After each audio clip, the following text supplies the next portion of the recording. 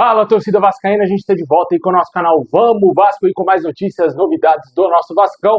E hoje vai ter um sorteio muito importante na Copa do Brasil, onde será definido algumas situações importantes das semifinais. Vamos falar aqui também dos jogadores do Vasco que estão vivendo a expectativa de serem convocados para a seleção brasileira. Também uma situação aí do Vasco desagradável com o Benfica, envolvendo um ex-jogador do Vasco e muita coisa agora para vocês. Antes de começar, deixa aquele like, se inscreve aí no canal se você não está inscrito, ativa o sininho das notificações para você receber os vídeos postados aqui do nosso canal diariamente. Muito obrigado aí sempre quem está se inscrevendo, quem está chegando aí no nosso canal, quem já é inscrito antigo, não perde um vídeo aqui. Muito obrigado mesmo de coração, tamo junto aí, velho.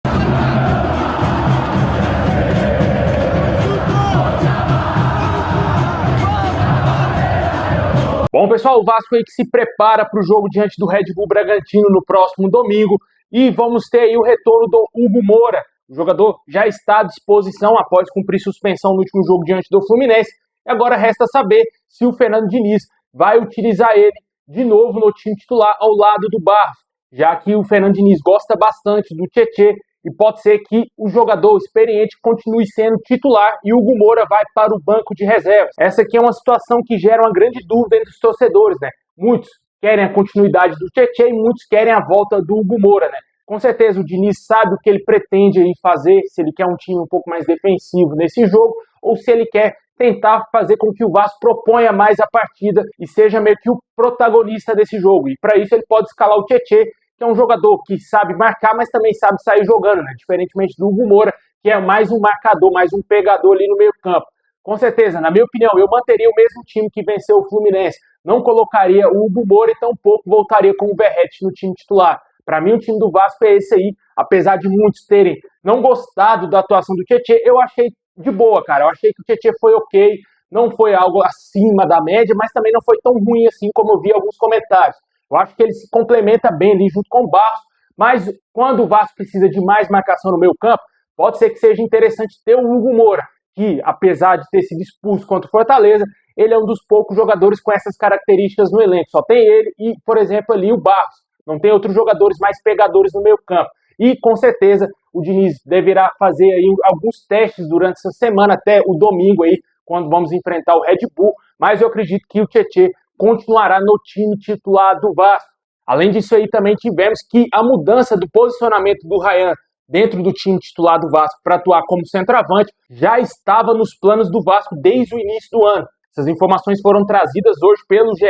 Globo. O atacante já era pensado como alternativa ao Verratti e a diretoria do Vasco com o Pedrinho entendia que havia uma grande expectativa que esse atleta realmente fosse um camisa 9. Ele se tornaria um jogador mais importante. Só que o jogador já deu entrevistas recentes, até mesmo no pós-jogo lá na Cazé TV, ele falou que ele é ponta. Ele gosta de atuar pela ponta direita, que ele vem sendo utilizado como um camisa 9 e o Vasco vem entendendo que essa é a função, o melhor posicionamento aí para o Rayan dentro de campo. Encaixou bem, né? Com o Andrés Gomes, que está jogando demais na ponta direita. Eu acho que hoje é bem difícil tirar também o colombiano do time do Vasco. Acho que o Vasco vai perder muita velocidade se, por exemplo, o Verratti voltar. Só que também tem aquele lado, né, onde você perde uma das principais características do Rayan, que é a arrancada, né? Ele tem que se deslocar um pouco mais ali para a direita para poder fazer aqueles lances plásticos que ele fez em vários jogos aí nessa temporada. Atuando como um centroavante, ele fica um pouco escondido. Até foi assim antes do gol que ele fez contra o Fluminense. Até na transmissão da Cazé TV, muito se falou sobre isso, né? Que o jogador estava escondido, que o jogador estava somente ali esperando o contra-ataque do Vasco para poder tentar uma sobra ali, para tentar fazer alguma coisa como um centroavante, mas não como um ponta direita. Ele jogando pela ponta, ele é responsável pelas arrancadas, ele é responsável até mesmo para trazer para dentro, para chutar, para tentar finalizar mais. Só que o Andrés Gomes está jogando muito e o Rayan também conseguiu desempenhar bem como um camisa 9. Nos jogos que ele foi como 9, ele fez gol. Ele fez gol diante do Vitória, fez 2 gols atuando como camisa 9 no segundo tempo. Após a saída do Verratti para a entrada do Andrés Gomes, jogou muita bola, cara. O cara fez 2 gols como centroavante. E depois, no outro jogo seguinte, contra o Fortaleza, também atuou como centroavante. Fez gol numa arrancada belíssima, na sua característica. E no jogo contra o Fluminense, também fez gol, né? Não tem sentido mais o Rayan voltar a ser ponta por enquanto, né? Enquanto tá dando certo, continua com esse mesmo ataque aí, porque não tem como você tirar Nuno Moreira, tirar Andrés Gomes para voltar com o Pirata e deslocar o Rayan para as pontas, né? Na minha opinião, eu acho que está mais que concluído, sim, esse ataque vascaíno com o Ryan de centroavante na esquerda e Andrés Gomes na direita. O Andrés Gomes também vive uma grande expectativa, quem sabe, de continuar jogando bem e voltar à seleção colombiana, já que é um desejo do atleta jogar a próxima Copa do Mundo. E claramente aí, se ele continuar jogando bem e começar a dar mais assistências e fazer gols, ele certamente vai estar também na Copa do Mundo, juntamente com o nosso outro zagueiro, Carlos Cuesta, né? Comente aí o que você acha desse ataque vascaíno, o que você acha da volta do Hugo Moura. Tá na mão do Diniz aí se ele vai voltar com o Hugo Moura como volante e o Tietê vai para o banco, ou se ele mantém o Tietê ao lado do Barros, porque o Barros é insubstituível nesse time do Vasco. Para mim, ele está entre os 5 principais jogadores do Vasco hoje. Completando a situação aí do Ryan a respeito de uma possível saída dele no último jogo contra o Fluminense, tivemos lá olheiros do Arsenal lá no Maracanã e eles teriam ficado encantados com a atuação do Ryan, segundo as informações do canal da Torcida Vascaínos. Segundo as apurações do canal, foi trazido que até mesmo os representantes do Arsenal que estavam lá teriam ligado já a 1h da manhã para a diretoria do Arsenal para falar que é um jogador de extrema qualidade e que é para o Arsenal ficar de olho aí para tentar contratar o jogador. Essas seriam as informações que temos a respeito do Ryan. O Arsenal entrando aí talvez de vez na briga com o Barcelona, com o Tottenham, com o Porto, para tentar contratar o Ryan. A gente não sabe para que clube o Ryan vai. Vários clubes estão interessados. O que a gente tem uma ideia que irá acontecer é que realmente em janeiro, infelizmente, o jogador vai deixar o Vasco.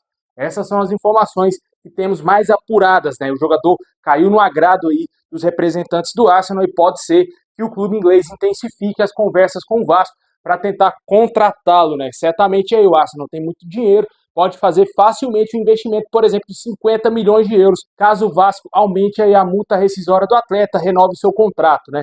Vamos ver o que vai acontecer. Uma notícia que não é tão boa assim para nós vascaínos, porque o Ryan chama a atenção de todos os times aí do mundo e certamente aí, se ele for convocado para a seleção brasileira, vai aumentar mais ainda o interesse de outros clubes aí ao redor, talvez um Real Madrid aparecendo, PSG, Bayern de Munique, por aí vai, né? Outros grandes clubes aí no mundo afora podem tentar a contratação do Ryan. Se eu fosse o jogador, eu só não iria para algum clube da Itália. Eu acho que talvez não seria tão interessante para a carreira dele, já que os clubes italianos estão numa baixa, né, cara? Eu acho que a Inter de Milão é um que pode tentar ali alguma coisa, né? Tá bem na Champions League, poderia se encaixar bem com o estilo de jogo do Ryan, ele vem sendo comparado com o Adriano Imperador, só que eu acho que para a carreira do atleta, o melhor, lógico, seria ou ir para Barcelona, Real Madrid, Bayern de Munique, onde ele poderia ganhar muitos títulos. Talvez PSG, mas o PSG tem um Dembélé que atua por lá. Bem complicado ele perder a vaga, o melhor jogador do mundo hoje, né? Com certeza, eu acho que na Premier League seria um estilo interessante para o Ryan, né? O jogador tem um estilão da Premier League, eles gostam de jogadores altos, fortes, que tem velocidade, principalmente a Premier League exige que o jogador tenha um físico em dia, e o Ryan tem tudo isso, né? Vamos ver se ele vai ser transferido para a Premier League ou se vai para alguma outra liga aí. Para a Arábia, ele já fechou as portas, não existe a possibilidade dele jogar no futebol árabe.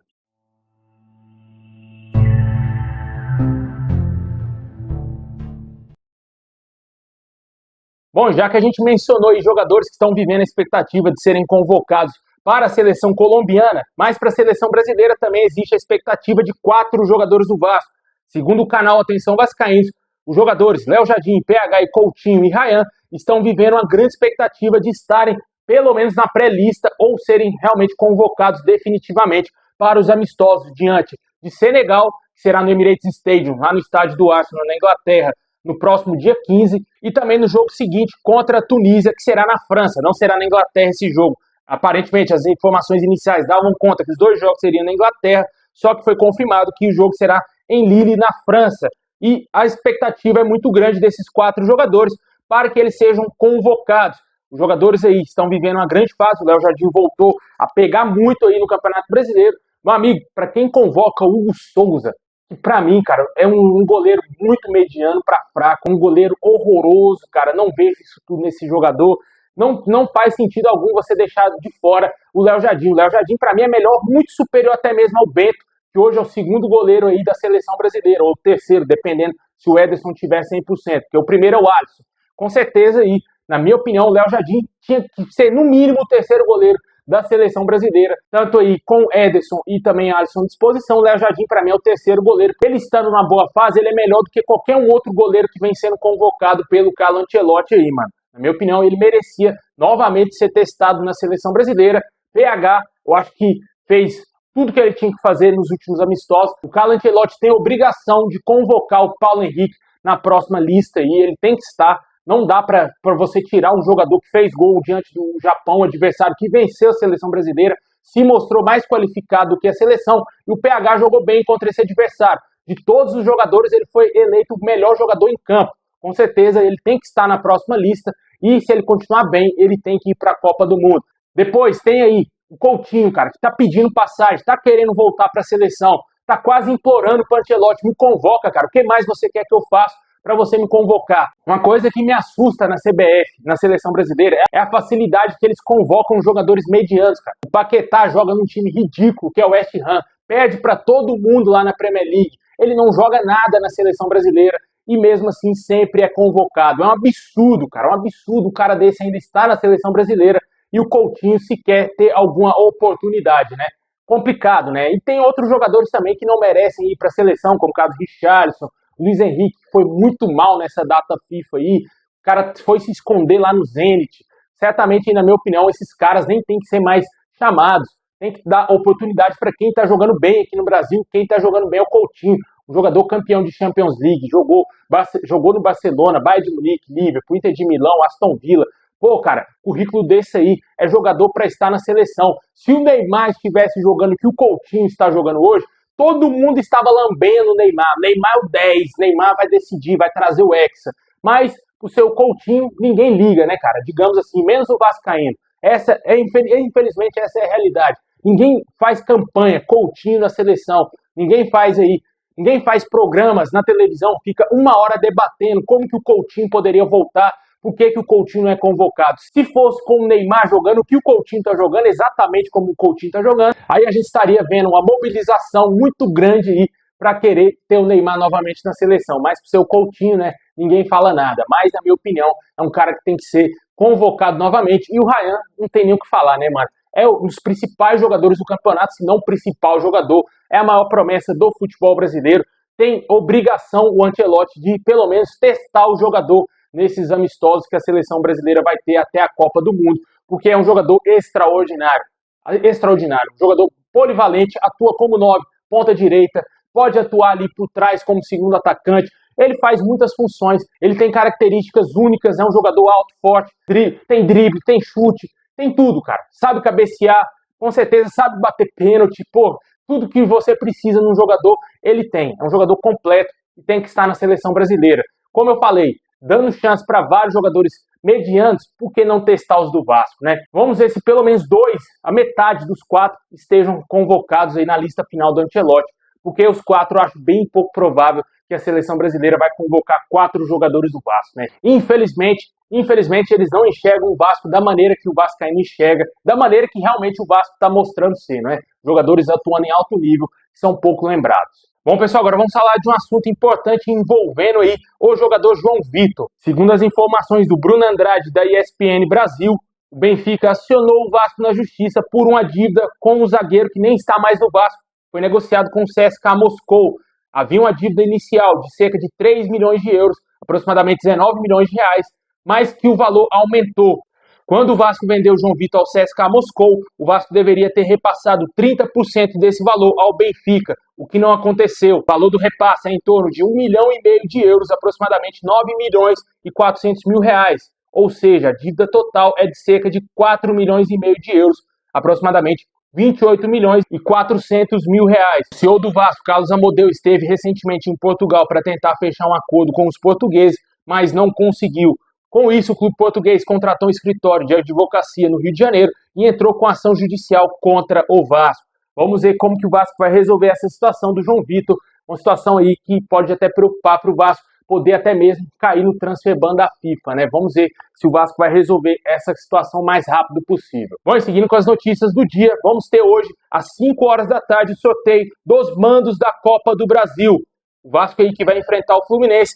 Não é surpresa para mais ninguém que vamos ter os 2 jogos aí no Maracanã. Só resta saber quem será o primeiro mandante e o segundo mandante. Só que do outro lado da chave é importante o Vasco ficar atento, porque vai ter Cruzeiro e Corinthians.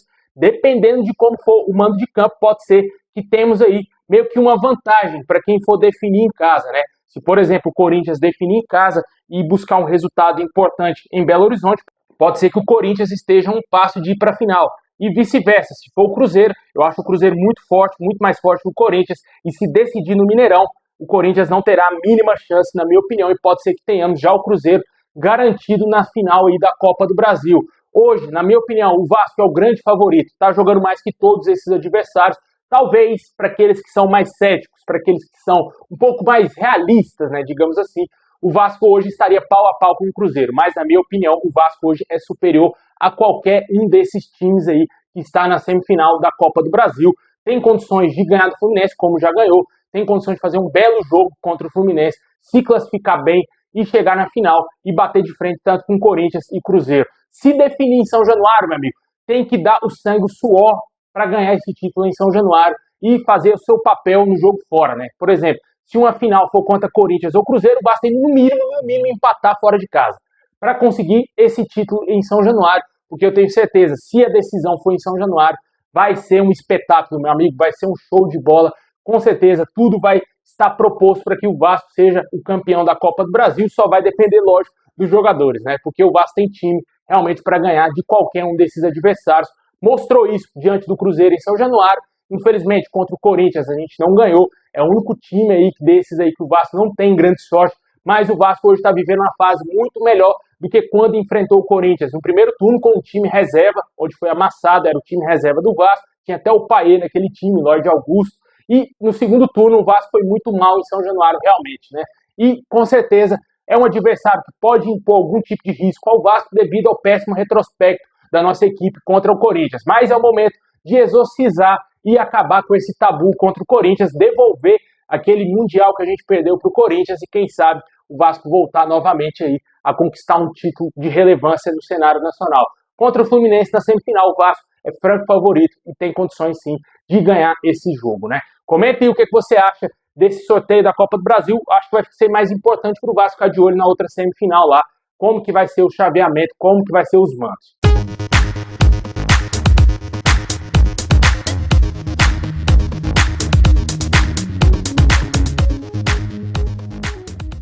Bom, pessoal, muito obrigado por ter assistido até o final. Deixa aquele like, se inscreve, ativa o sininho. Tamo junto e é nóis!